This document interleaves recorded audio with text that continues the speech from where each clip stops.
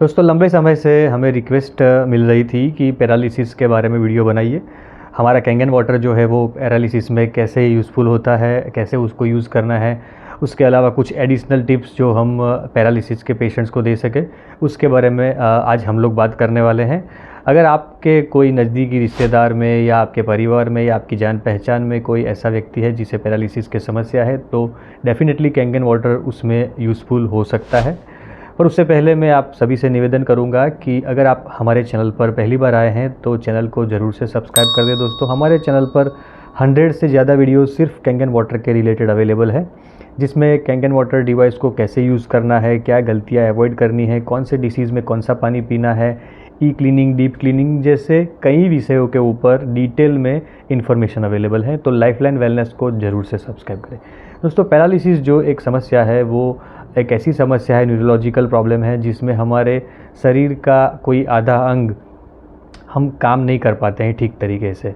उसका रीज़न है हमारे ब्रेन और हमारे शरीर का जो अंग है उसके बीच में जो कनेक्शन होता है वो कनेक्शन कहीं ना कहीं टूट जाता है। उसकी वजह से हमारा जो अंग है वो जो काम उसे करना है, जैसे कि हाथ में अगर असर हुई है पैरालिसिस की तो हाथ हमारा कुछ चीज़ पकड़ नहीं पाएगा, हम वॉलेंटरली अपनी मर्ज़ी से हाथ को ठीक से हिला नहीं पाएंगे, ऐसी समस्या होती है। ये तो नॉर्मल चीज़ है, सभी लोगों को पता ही होगा।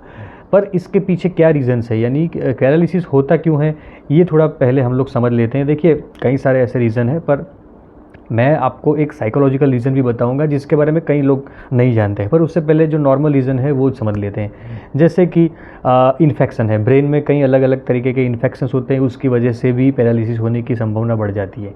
ब्रेन स्ट्रोक, जिसे हम लोग दिमाग का अटैक भी कह सकते हैं नॉर्मल लैंग्वेज में, तो स्ट्रोक की वजह से भी पैरालिसिस होने की संभावना होती है। एक्सीडेंट, अगर हम लोग किसी जगह पे गिर गए हैं, हमारे सर में चोट आई है, एक्सीडेंट हुआ है, तो उसकी वजह से भी पैरालिसिस हो सकता है। इसके अलावा ब्रेन ट्यूमर, अगर किसी को दिमाग में कुछ ऐसी गांठ हुई है तो उसकी वजह से भी प्रॉब्लम हो सकता है। नर्व डिसीज़ जैसे कि मल्टीपल स्क्लेरोसिस वगैरह जो प्रॉब्लम है उसकी वजह से भी पैरालिसिस हो सकता है। अब आते हैं हमारे साइकोलॉजिकल रीज़न के ऊपर। देखिए ये जो चीज़ है वो ज़्यादातर लोग इसे समझ नहीं पाते हैं कि इसकी वजह से भी हमें पैरालिसिस यानी स्ट्रोक की संभावना बढ़ जाती है। जो एक्सट्रीम लेवल का हमारा इमोशनल इम्बैलेंस होता है उसकी वजह से स्ट्रोक की संभावनाएं बढ़ जाती है, क्योंकि उस कंडीशन में हमारे बॉडी हाईली एसिडिक हो जाता है और उसकी वजह से हमारे दिमाग का और हमारे शरीर का कनेक्शन टूट जाता है और पैरालिसिस की संभावना बढ़ जाती है। तो जो लोग ज़्यादा गुस्सा करते हैं, बहुत ज़्यादा रेगुलरली गुस्सा करते हैं, ज़्यादा इरिटेशन उसके स्वभाव में है, छोटी छोटी बातों पे नाराज़ हो जाते हैं, ऐसी कंडीशन में, और उसके अलावा ट्रॉमा यानी कि कोई शॉक लगा है आपको, कोई ऐसा बड़ा जीवन में घटना घटी है, कोई ऐसा आघात आपको लगा है, तो उस कंडीशन में भी स्ट्रोक की संभावनाएं बढ़ जाती है।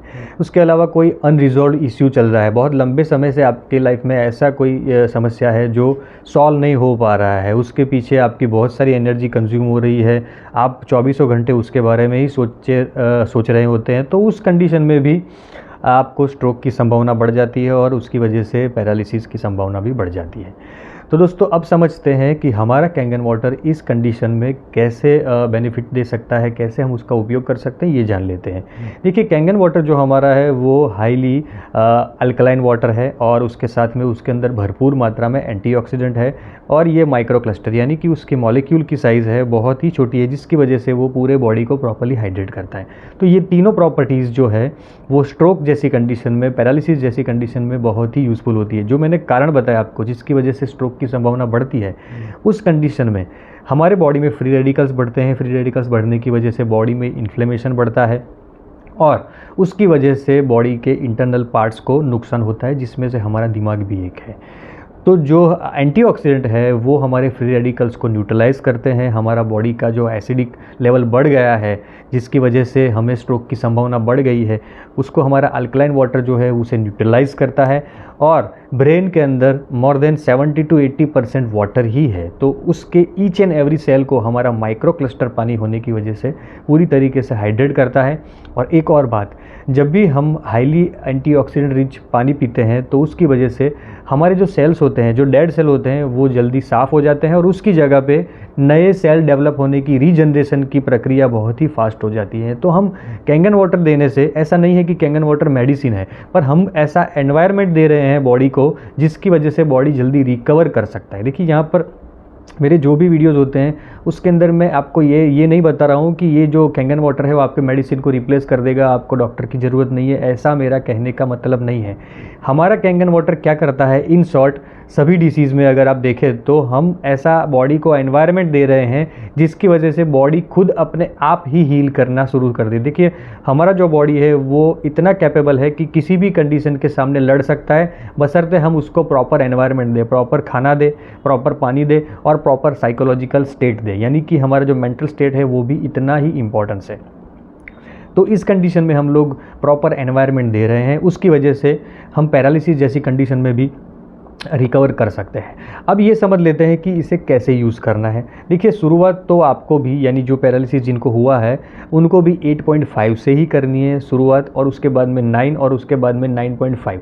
ये 9.5 pH का पानी आपको रेगुलरली पीना है। कब तक पीना है, जब तक आपके सिम्टम्स इंप्रूव नहीं हो जाते, जब तक आप थोड़े नॉर्मल नहीं हो जाते, जब तक पैरालिसिस के अंदर आपको ऐसा नहीं लग रहा है कि रिकवरी आ गई है, तब तक आप 9.5 पानी पी सकते हैं। उसके बाद में आप थोड़ा उसको कम कर सकते हैं, 8.5 या 9 pH का पानी आप पी सकते हैं। इस तरीके से आप पानी पिएंगे तो आपको फ़ायदा मिलेगा। इसके अलावा आपको क्या करना है, सुबह खाली पेट 500 ml जितना, यानी हमारी जो 1 लीटर की बॉटल आती है उससे आधी बॉटल लाइव वाटर आपको पीना है 9.5।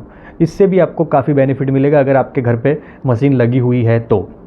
अदरवाइज़ आप अगर कहीं और से पानी लाते हैं तो आपको 9.5 पानी आधा लीटर सुबह खाली पेट पी लेना है। सबसे पहले यही काम करना है, वो हमारे पूरे बॉडी को हाइड्रेट करता है, टॉक्सिन्स को रिमूव करता है, जो भी टॉक्सिन्स जमा हुए होते हैं वो टॉक्सिन्स को रिमूव कर देता है। तो आधा लीटर 9.5 लाइव वाटर हो सके तो, नहीं तो फिर नॉर्मल 9.5, और ये रूम टेम्परेचर में ही पीना है, ना इसे गर्म करना है, ना इसे फ्रिज में रखना है, ठंडा भी नहीं गर्म भी नहीं, रूम टेम्परेचर का पानी आपको पीना है, और पूरे दिन भी आपको 9.5 ही पानी पीना है। इसके अलावा एडिशनल चीज़ मैं आपको बताता हूँ कि सप्लीमेंट्स में आप ओमेगा 3 के सप्लीमेंट्स ले सकते हैं। ये वेज सोर्स में भी, नॉन वेज सोर्स, दोनों सोर्स में अवेलेबल है। और हाँ, आखिर में आपको ये चीज़ भी बता दूँ, क्योंकि कई लोग नहीं तो पूछेंगे कि कितना पानी पीना है, तो एटलीस्ट आपको 2.5 से 3 लीटर, अभी गर्मियाँ चल रही हैं तो आप ज़्यादा भी पानी पी सकते हैं। वो आपके बॉडी के ऊपर, आपकी फिजिकल एक्टिविटी के ऊपर डिपेंड करता है कि आपको कितना पानी पीना चाहिए, पर एटलीस्ट 2.5 से 3 लीटर पानी तो आपको पीना ही चाहिए अगर आप पैरालिसिस जैसी कंडीशन में है